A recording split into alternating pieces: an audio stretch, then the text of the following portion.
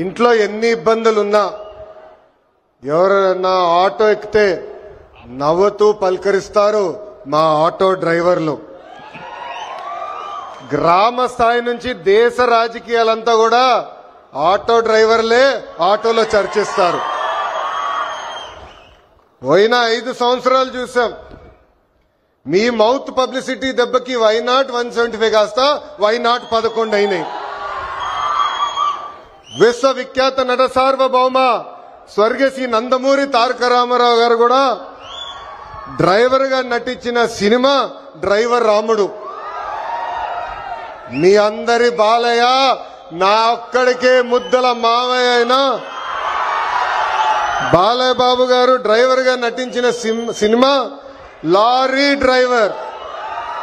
అంతేకాదు పవన్ అన్న కూడా నటించారు, డ్రైవర్ గా నటించారు. ఆ సినిమా పేరేంటి ఇంపడట్లా, అత్తారింటికి దారేది. ఆనాడు అన్న ఎన్టీఆర్ కాకి డ్రెస్ వేసుకుని రాష్ట్రం మొత్తం చైతన్య రథం పైన వెళ్తే ఢిల్లీ మొత్తం గడగడలాడించిన వ్యక్తి. చంద్రబాబు నాయుడు గారికి ఆటో డ్రైవర్ల సమస్యలు బాగా తెలుసు. కేబినెట్ మీటింగ్ లో ఏనాడు ఎప్పుడైతే మేము చర్చిస్తామో మా ఆటో డ్రైవర్లకి మేము అండగా నిలబడతామని పదే పదే చెప్తారు. అందుకే ఆటో డ్రైవర్ల సేవ పేరుతో ఈ రోజు ఈ పథకం మన ప్రజా ప్రభుత్వం రూపొందించింది. నేను ఎప్పుడూ తిరుగుతున్నప్పుడు ఆటో వెనకాల ఉన్నా మీరు ఏదైతే రాస్తారో చదువుతూ ఉంటా. ఒక కొటేషన్ నాకు బాగా నచ్చింది. ఆ కొటేషన్ ఏంటంటే, వర్షం ఎలా పడుతుందని పిల్లలు అడిగినప్పుడు దేవుడు కురిపిస్తున్నారని చెప్పొద్దు, మనం ఒక్క మొక్క నాటితే ఒక్క నీటి బట్టు వర్షం ద్వారా వస్తుందని ఒక ఆటో డ్రైవర్ పెట్టుకున్నారు. అంటే ప్రకృతి పట్ల మనకున్న బాధ్యత ఆ ఆటో డ్రైవర్ ఈరోజు సమాజానికి నేర్పిస్తున్నారు. ఇంకొక ఆటో డ్రైవర్ కొటేషన్ చూసా, అందరూ బాగుండాలి దాంట్లో నేను కూడా బాగుండాలని చెప్పారు. మూడో కొటేషన్, జరా భద్రం భయ్యా మనందరం చల్లగా ఇంటికి వెళ్ళాలి. అంటే స్పీడ్ గా నడపద్దు, ర్యాష్ గా నడపద్దని ఆ ఆటో డ్రైవర్ చెప్పే పరిస్థితి. ఈ కొటేషన్లన్నీ మీకు ఎందుకు చెప్తున్నానంటే, మా ఆటో డ్రైవర్ల మనసు పెద్ద మనసు. ఎవరన్నా బ్యాగ్ మర్చిపోతే తిరిగి వాళ్ళకి అందిస్తారు, ఎవరన్నా పొరపాటున సెల్ ఫోన్ మర్చిపోతే వాళ్ళ ఇంటికి చేర్చుతారు.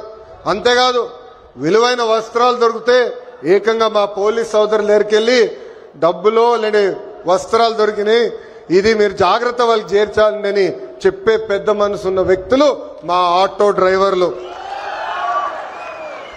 అదేవిధంగా రోడ్ల పైన ఉన్న గుంటలు పూడ్చట్లేదు, 5 సంవత్సరాలు ఎవరు పట్టించుకోలేదు.